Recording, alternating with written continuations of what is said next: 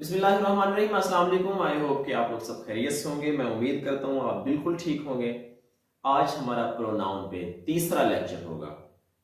2 lectures have already been delivered on pronoun और आज हम थर्ड लेक्चर में हम एंटर होने लगे हैं। सर जी, स्टार्ट में मैंने आपको बताया था, मैंने कहा जो प्रोनाउन होता है, प्रोनाउन एक ऐसा वर्ड होता है that replaces noun, that is used instead of noun, जो कि नाउन की जगह पे इस्तेमाल करते होते हैं। हम बात कर रहे हैं अब आज हमारे तीसरे लेक्चर के स्टार्ट में there are 9 types of pronoun. ये पिछले लेक्चर की कंटिन्यूटी ही है बेसिकली। जैसे कि हम पिछले लेक्चर में हम जो पर्सनल प्रोनाउंस हैं हम उनको डिस्कस कर रहे हैं। मैं उसको कनेक्ट भी करता हूं अपनी इस बात को पिछले लेक्चर के साथ। मैंने कहा there are 9 types of pronouns. Pronoun की 9 टाइप्स होती हैं, जिनमें पर्सनल प्रोनाउंस हैं, डेमोस्ट्रेटिव प्रोनाउंस हैं, इंट्रोगेटिव प्रोनाउंस हैं, इंडेफिनिट प्रोनाउंस हैं, पोजेसिव प्रोनाउंस हैं, रेसिप्रोकल हैं, रिलेटिव हैं, रिफ्लेक्सिव और फिर इंटेंसिव। जो रिफ्लेक्सिव और इंटेंसिव प्रोनाउंस होते हैं इनको हम क्या बोलते हैं सर? इनको हम कंपाउंड पर्सनल प्रोनाउंस का नाम भी देते हैं। कंपाउंड पर्सनल प्रोनाउंस, फिर इनके यूज की बिना पर, फिर इनके इस्तेमाल की बिना पर हम इनको रिफ्लेक्सिव यूज भी देते हैं और इनको फिर इंटेंसिव प्रोनाउन का यूज भी कहते हैं और हम इनको टाइटल देते हैं। पर्सनल प्रोनाउंस हमारे ही है, दे है, वी है। हमने जैसे प्रीवियस लेक्चर में हमने पर्सनल प्रोनाउन को डिस्कस किया था और हमने कहा था कि जो पर्सनल प्रोनाउंस होते हैं वो केसेस की बिना पर, उनकी हालतों की बिना पर 3 हिस्सों में डिवाइड किए जाते हैं। हमने कहा था जो पर्सन्स होते हैं वो 3 होते हैं। फर्स्ट पर्सन होता है बेटा, सेकंड पर्सन होता है बेटा, और फिर थर्ड पर्सन होता है। फर्स्ट पर्सन आई है और वी है, सेकंड पर्सन हमारा यू है, थर्ड पर्सन दे है,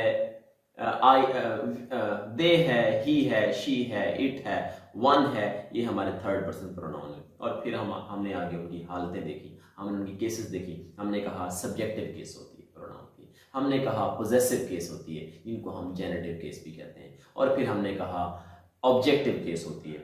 हमने पोजेसिव केस के बारे में हमने डिस्कस किया था कि जो पोजेसिव केस होती है उसको 2 हिस्सों में डिवाइड करते हैं। जो पोजेसिव केस है उनको हम नॉमिनल, हम उनको पोजेसिव एडजेक्टिव के मीनिंग में ले जाते हैं। हम उनको 2 हिस्सों में दूसरे हिस्से में डिवाइड करते हुए हम उनको पोजेसिव प्रोनाउन में भी ले जाते होते हैं।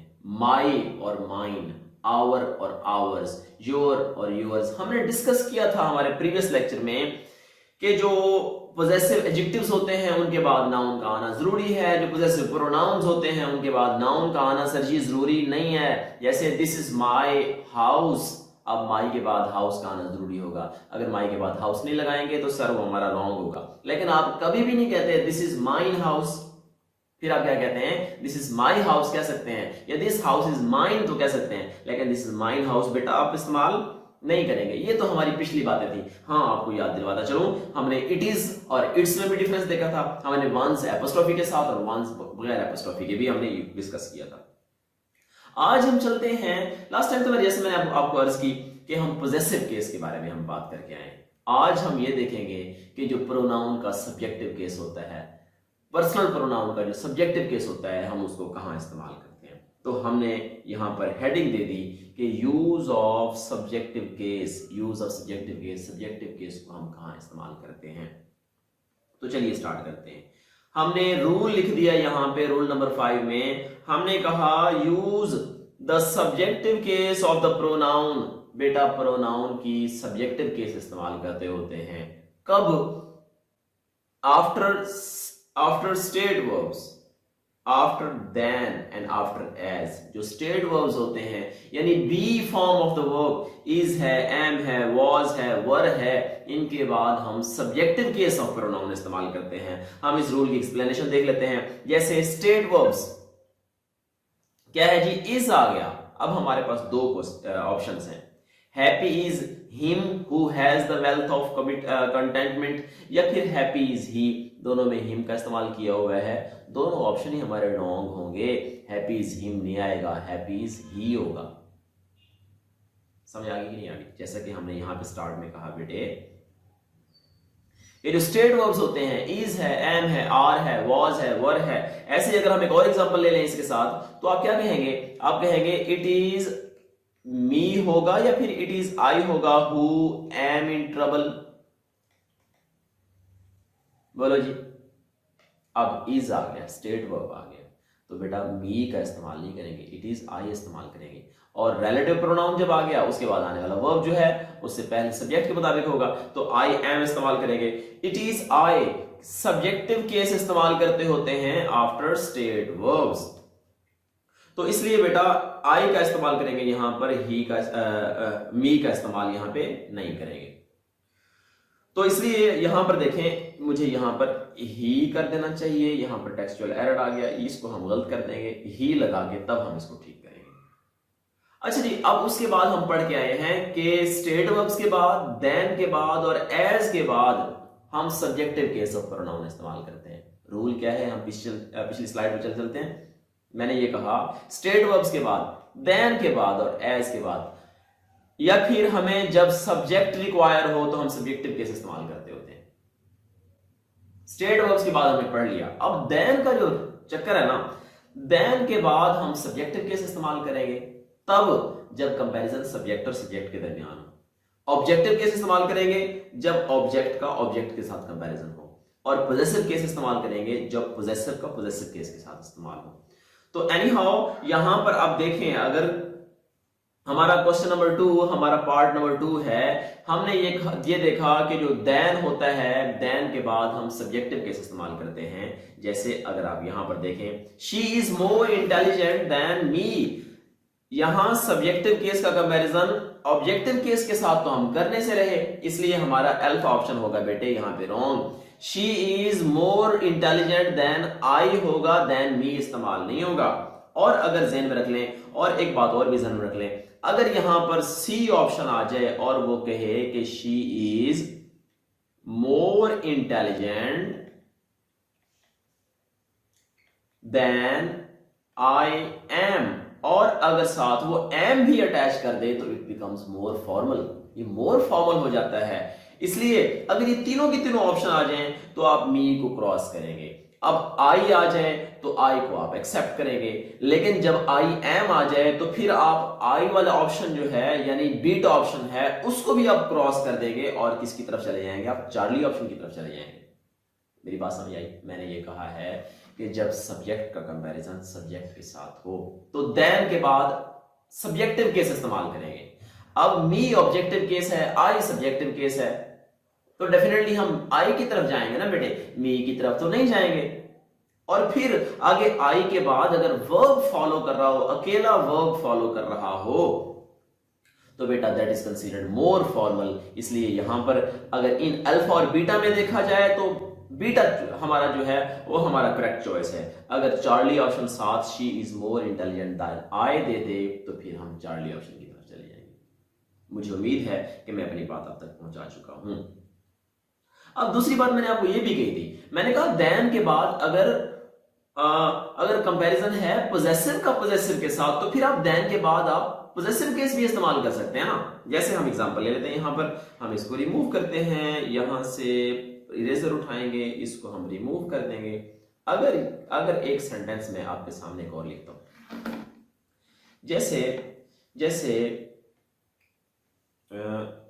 जैसे अगर मैं कहूं माई शर्ट इज ब्राइटर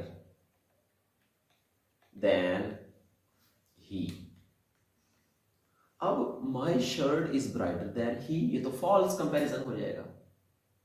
अब देन के बाद हमने तो अभी तक यही पढ़ा हुआ है कि सब्जेक्टिव केस ही इस्तेमाल होनी है, लेकिन हमने साथ ये भी तो इंडिकेट किया ना कि जब पोजेसिव केस का कंपैरिजन हो पोजेसिव केस के साथ तो फिर आगे देन के बाद पोजेसिव केस इस्तेमाल करेंगे बेटा, हम सब्जेक्टिव केस इस्तेमाल नहीं करेंगे। तो फिर हम क्या करेंगे, हम इस सेंटेंस को यूं लिखेंगे, हम लिखेंगे बेटे कि माई shirt is brighter than him. अरे नहीं, पोजेसिव केस भी नहीं आया। फिर क्या होगा, हम कहेंगे my shirt is brighter than his shirt. Done sir जी। तो फिर हम हिज शर्ट का इस्तेमाल कर लेंगे, तो ये पोजेसिव के साथ कंपैरिजन आ जाएगा। इसलिए हमारा ये वाला ऑप्शन भी रॉन्ग होगा, ये वाला ऑप्शन भी रॉन्ग होगा और चार्ली ऑप्शन हमारा ठीक होगा। मैंने ये कहा देन के बाद सब्जेक्ट का कंपैरिजन सब्जेक्ट के साथ, ऑब्जेक्ट का कंपैरिजन ऑब्जेक्ट के साथ, पोजेसिव का कंपैरिजन पोजेसिव के साथ। अगर इस तरह का क्वेश्चन हो तो जरूर आप लोगों ने पूछना है, कमेंट्स में बेशक आप मुझे बता दीजिएगा। जब जहां पर आप डिफरेंट पहले भी स्टूडेंट्स हमारे क्वेश्चन पूछते रहे तो आप भी पूछ सकते हैं। लो जी, हम आगे चलते हैं, एज के साथ चलते हैं। She is not so tall as him. अब she is not so tall as him इस्तेमाल करेंगे। हम पढ़ के आए कि एज के बाद भी हम क्या करते हैं, सब्जेक्टिव केस इस्तेमाल करते हैं। एज हिम इस्तेमाल नहीं करेंगे, एज ही का इस्तेमाल हो। डन हो गया sir? When requires a subject, जब आपने किसी भी एक्शन वर्ब का सब्जेक्ट इस्तेमाल करना हो या किसी प्रेडिकेट का सब्जेक्ट इस्तेमाल करना हो तो बेटा आप सब्जेक्टिव केस इस्तेमाल करते हैं, ऑब्जेक्टिव केस या कोई और केस इस्तेमाल नहीं करते। जैसे हमारे पास ये दो सेंटेंस हैं, James and me are going to join this college.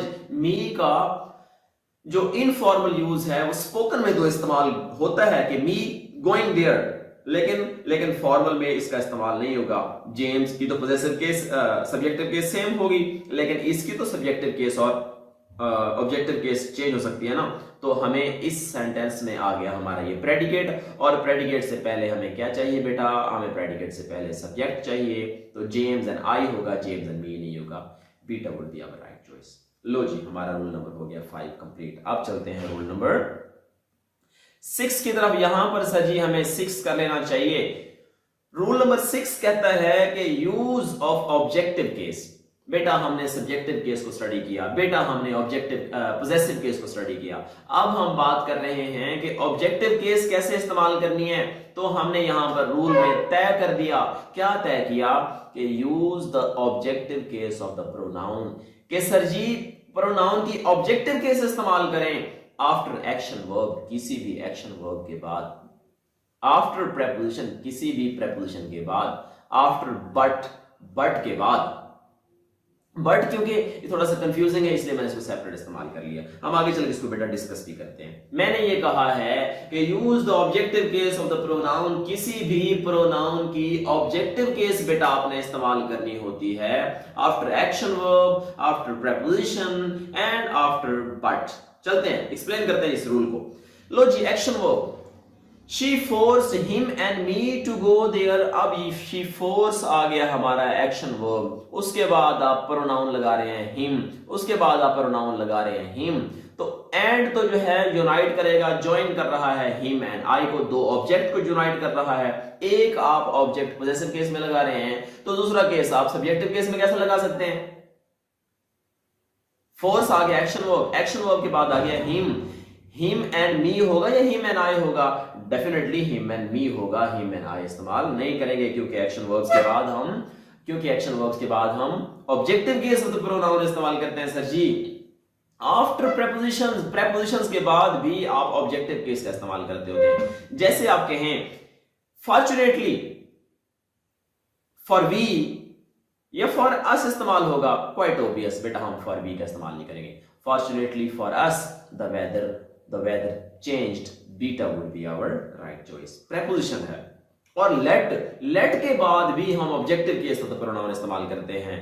let John and I go there। Sir जी देखो तो सही, लेट के बाद जॉन, जब नाउन आ जाए, नाउन बड़ा कंफ्यूजिंग होता है। नाउन को तो हम जज नहीं कर सकते क्योंकि नाउन की सब्जेक्टिव केस भी है, उसकी फॉर्म भी एक होती है, ऑब्जेक्टिव केस भी होती है, पोजेसिव में एपोस्ट्रोफी एस इस्तेमाल हो जाता है। यहां पर तो आ गया लेट जॉन। लेट के बाद अगर हम थोड़ी देर के लिए जॉन एंड को हटा दें तो लेट के बाद इस्तेमाल होगा मी इस्तेमाल होगा या आई इस्तेमाल होगा। ऑफ कोर्स मी इस्तेमाल करेंगे, हम आई का इस्तेमाल नहीं करेंगे। और अगली बात एक चीज और भी यहां पर डिस्कस कर दूं, अगर लेट आ जाए उसके बाद बेटा ऑब्जेक्ट आ जाए, उसके बाद बेटे हम वर्ब की प्योरली फर्स्ट फॉर्म इस्तेमाल करते होते हैं। इसलिए let John and I go there होगा, टू गो का इस्तेमाल यहां पर बेटे नहीं होगा। आगे चलते हैं जी, नेक्स्ट हम देखते हैं आगे क्या कहता है। हम बात कर रहे हैं प्रेपोजिशन, किसकी बात कर रहे हैं सर जी, प्रेपोजिशन की बात कर रहे हैं। बात हमने की थी आखिर में बट के साथ, जरा ज़हन में रखिए सर जी, जो बट होता है बेटा ये दो तरह इस्तेमाल होता है। कैसे भला, ये कंजंक्शन के तौर पर भी इस्तेमाल होता है, ये बेटा प्रेपोजिशन के तौर पर भी इस्तेमाल, प्रेपोजिशन के तौर पर भी इस्तेमाल होता है और कंजंक्शन के तौर पर भी इस्तेमाल होता है। हम दो एग्जांपल ले लेते हैं। जैसे